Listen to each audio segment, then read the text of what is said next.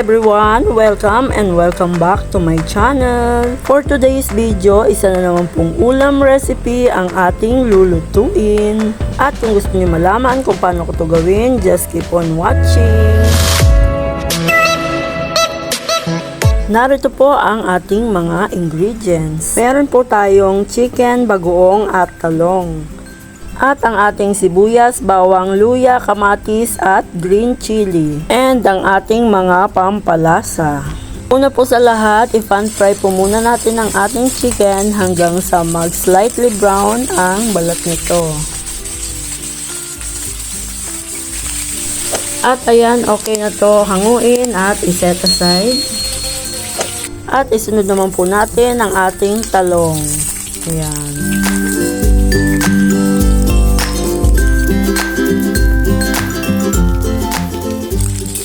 At pagkatapos po ay magigisa na po tayo ng ating sibuyas, bawang, and luya. At isunod na rin po natin ang ating kamatis. Maya maya po ilagay na rin po natin ang ating bagoong alamang. Ayan. Ang bagoong po natin ay luto na kaya saglit lang po natin itong isasangkot siya. Ayun. At pagkatapos po, ilagay na po natin ang ating na-pan fry na chicken.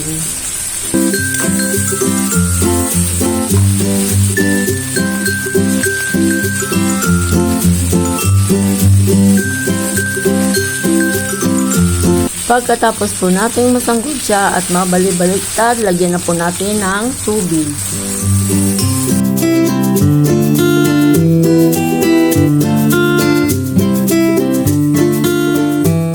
Ngayon po, pwede na po nating ilagay ang ating mga pampalasa, ang chicken powder, ground black pepper, and chili flakes. At pagkatapos, takpan lang po natin at lutuin ito ng 15 to 20 minutes. And after 20 minutes, haluin or bali-baliktarin po ulit natin ang ating manok para talagang manuot dito ang ating mga pampalasa. At dahil may natira pa po akong gata nung nakaraan, kaya ilalagay po natin dito para lalong sumarap at maging creamy ang ating ulam.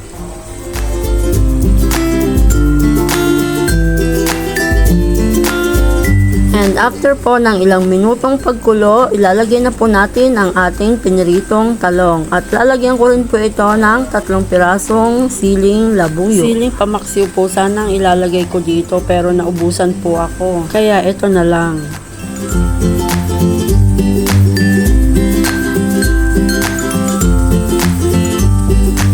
Ayan o, pakuluan pa ng isa pang minuto at pwede na po natin tong i-serve. Tingnan nyo naman guys, sarsa pa lang, bawing-bawi ka na. And now it's done. Ito na ang ating chicken binagoongan with gata. Super creamy at napakasarap po nito. At siguradong mapapa-extra rice na naman ako nito. Tara guys, kain po tayo.